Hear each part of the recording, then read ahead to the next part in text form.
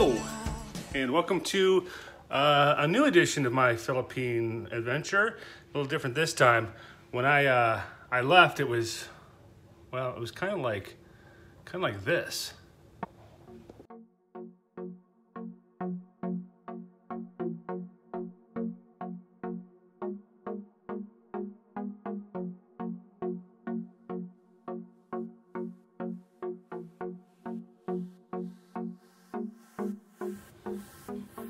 And I come back and it's kind of like this. It's cold and snowy. I didn't have time to take my lawn furniture out. It was kind of, I didn't think it would snow until I got back, but I was wrong. So, let me get set up here. That's good right there. So I'll give you some updates. First of all, thanks everybody. You guys are great. We just made this channel for keeping some of our friends and family updated on the trip, because they always say, you know, keep us updated. They always want me to send them personal videos or something. So I said, well, I'll just do it for everybody. And wow, I mean, it's not like the biggest site in the world, but 500 subscribers in a couple weeks. A lot of that has to do with a foreigner farming in the Philippines, Brian and Marcel. They gave us a shout out and our numbers really shot up after that. So I'll give them a big shout out. So we weren't even sure what the channel was going to be. We just wanted to share some stuff. I wasn't sure if it was going to take off or not. So we're quite happy so far with 500 subscribers in a couple weeks. And I don't know how many thousands of views, 30,000 views or something. Anyways, it's impressive to me anyway. I know there's bigger channels out there. What else we want to say? So thank you for that. I didn't disclose while I was on the trip. I did mention once that I was sick. I had every year I've got a asthma condition. Every year I get like a bronchitis, and I got that and healed up just about a week before I left. It cleared up and I was feeling much better. But in the shower, about a week before I left, I was feeling around and I was coughing, and I found a hernia. A good one too, a nice size one. So I went to the doctors, and he said, well, surgery, of course, is the only way to fix a hernia, but you can go on your trip. Just take it easy. So I did. We didn't do a lot of strenuous activities that we normally would do. We were supposed to go to the waterfalls.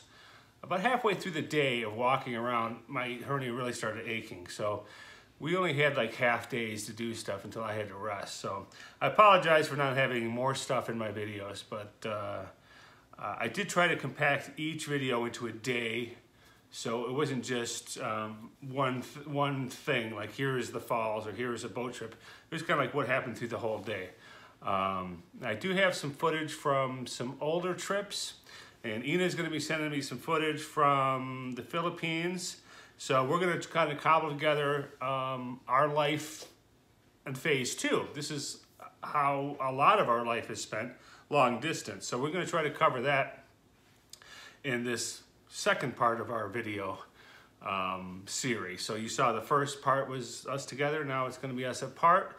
And we've got some interesting updates and some exciting updates, which I will touch on after this video. I don't want to give too much away. And I'll try to, like I said, I'll try to throw in some footage and photos that we didn't use.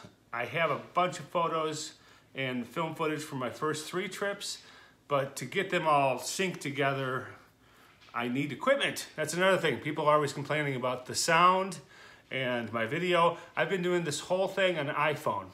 I've been recording, editing, and uploading on the iPhone. I don't have any money invested in equipment yet. So now, seeing that we have a fan base, sort of, I'm going to invest in this week, matter of fact, in some better audio equipment. So hopefully we'll have an improvement there. Put my specs on because I'm old, I can't see. Oh, the plane ride.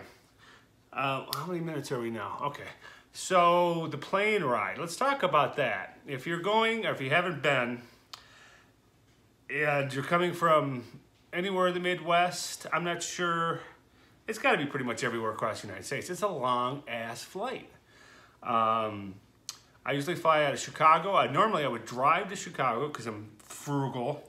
I would drive to Chicago, which is about 4.5 hours, leave my car at a friend's house. Once I took the bus to Chicago, because it was 25 bucks. And then I took a train, which was actually quite enjoyable. I took a train to Chicago and then took the, took the blue line down to O'Hare. Because it's cheaper to fly out of Chicago, Eva Air. You save $300-400. But coming back, you always land at 9 o'clock at night. So I always have to get a hotel room, and in Chicago, that's a couple $100 right there. So this time I just opted, said, screw it, I'm gonna spend the extra money, which I think was around $1,000, $1,050 or something for my round trip flight. From Detroit, I did fly to Chicago, which is funny enough.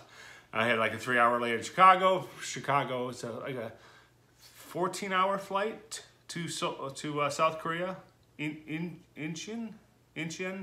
That's outside of Seoul. And then I think I had a 3 or 4 hour layover there, and then from there into Cebu.